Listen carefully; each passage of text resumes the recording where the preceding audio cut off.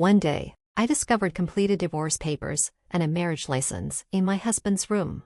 Two things were clear: my husband wanted to divorce me, and he intended to marry another woman. I had suspected his infidelity, but never imagined he had taken such concrete steps. Amidst this turmoil, a business trip for my husband was scheduled. This was my only chance. My name is Karen, and I'm 32 years old. My family consists of my husband William, whom I married 6 years ago, and our daughter Sarah, who will turn 4 this year. When our daughter was born, I switched to telecommuting. After dropping her off at kindergarten or working from home, my life with my husband seemed peaceful and free of major disputes.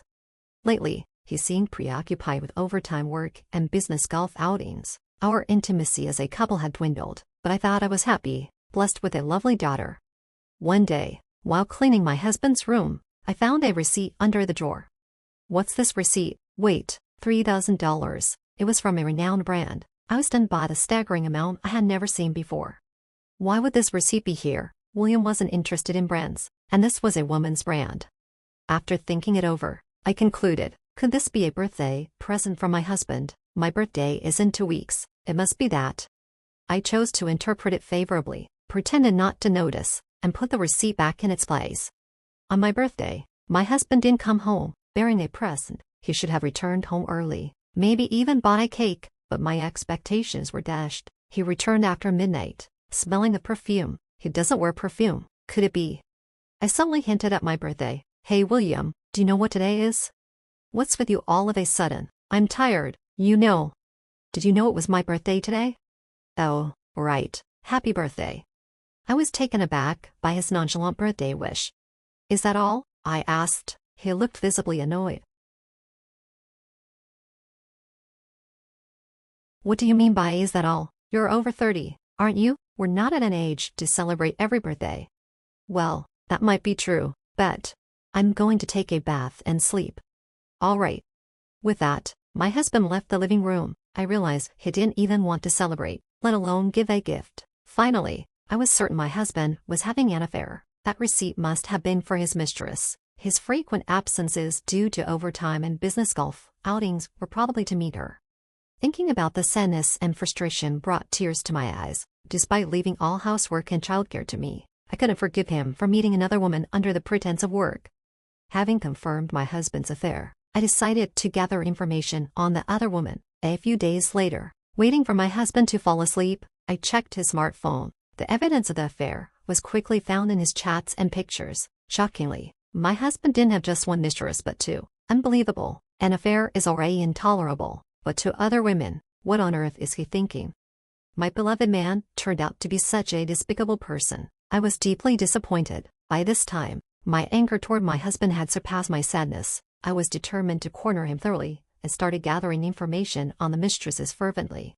First, the first mistress. Her name is Mary. According to their chat on WhatsApp, she seems to be working at the same office as my husband. She's in her early 20s, and my husband appears to be her mentor at work. I assumed they grew closer because they had more chances to talk at work. I was utterly disgusted that I couldn't distinguish between work and personal life. Then, the second mistress. Her name is Jessica. She's a woman in her early 40s, older than both my husband and me. Apparently, they first met on a dating app, but this woman turned out to be a real piece of work. She looks beautiful in the photos, but she's been divorced twice, and has 4 children with her ex-husband. Since finding out about her history, my husband's responses on WhatsApp have become noticeably cold. Even so, Jessica seems to be in love with my husband, and she sent him this message. "Leave your wife and marry me," she wrote. "I do have kids, but my ex has custody, so it's okay. It's got to be fair. I'll love you forever, so how about remembering me?" Countless messages like these from Jessica had me recoiling even as a woman myself. Yet, in stark contrast to Jessica's intense affections, my husband appeared to want to end things with her. The reason was simple. His heart belonged not to Jessica, but to Mary from his office. Conversations with Mary on his messaging app hinted at plans of marriage. To him, it seemed Jessica and I were just obstacles in his way. I can talk about it nonchalantly now, but when I first discovered his infidelity, it was a real shock. Despite having our daughter, Lena, the thought of him neglecting our family to enjoy an affair filled me with more anger than sorrow. Considering Lena's future, I decided to divorce him. Initially, I planned to demand substantial alimony and child support. However, simply milking him for money and saying goodbye didn't sit well with me. Tossing us aside and seeking his own happiness after paying us off, he wouldn't stand for it. How should I punish him? As I pondered this while cleaning his room, I found some papers in his drawer. To my surprise, they were filled out divorce and marriage papers. What's this? They're already filled out. I couldn't believe it. I knew he wanted a divorce, but I didn't expect him to have papers ready for marrying his mistress. My hands trembled with the papers, my anger simmering. I won't forgive him. I'll use any means necessary to drag him into the deepest pits of hell. Thus, I decided to take revenge on my husband immediately and set about preparing. A few days later, my husband, just back from work, began to converse unusually. "I've got a business trip this weekend." "Really? How long will you be away?" "A week in Chicago. Get my stuff ready, would you?" "Sure, I got it."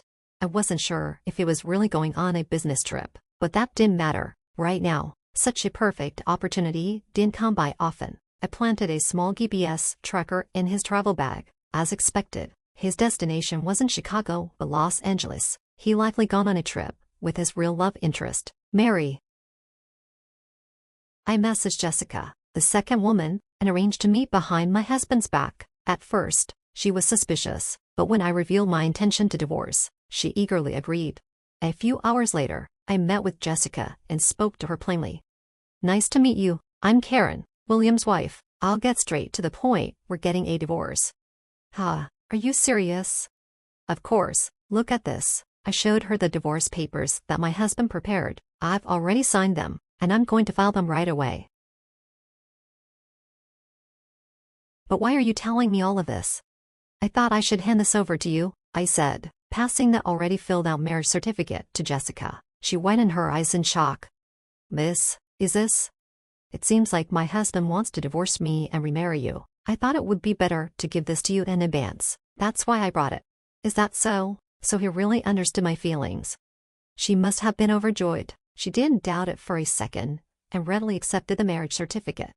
Surprisingly, Jessica even offered to pay alimony voluntarily and started writing an agreement on the spot. Well, there's no harm in accepting, I thought, so I took the agreement and we went our separate ways. I then headed straight to the city hall and submitted the divorce papers without a hitch. Now everything was in place. All that was left for me was to finish moving out and wait for my husband to return. That day, I was at my parents' home with my daughter. I had already explained the situation to my parents, but upon seeing me in person, my mom asked with a concerned look, "Karen, are you really okay?" "I'm fine, Mom. The divorce papers have been accepted, and I'll explain it all to Lena soon. I just need some peace right now." "But what about William? You are going to talk to him, right?" "Yeah, he's supposed to be back from his business trip tomorrow. I suppose he'll contact me then." The next day, my ex-husband, who had just returned from his affair trip, called me in a panic. "Karen, where the hell are you right now?" "Where? I'm at my parents' house." "At your parents'? Why so sudden? Our daughter isn't here, and all the stuff in the room is gone. Did you do a thorough cleaning? When are you coming back?" "What are you talking about? Lena and I aren't coming back to that house." Not understanding, he blurted out in a ridiculous voice. This was a perfect opportunity to drop the bombshell about his affair. "So, by the way, you've been having an affair, right?" "What the hell are you talking about?" "And you want a divorce, right? That's why you prepared the divorce papers, isn't it?"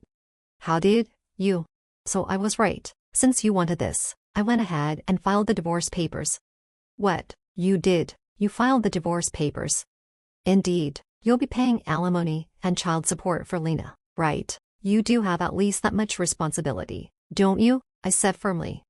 After a moment of silence, he replied, "Of course, that's the plan. I didn't think you'd notice my affair. But if we're already divorced, then there's nothing left to do. I'm willing to pay what needs to be paid."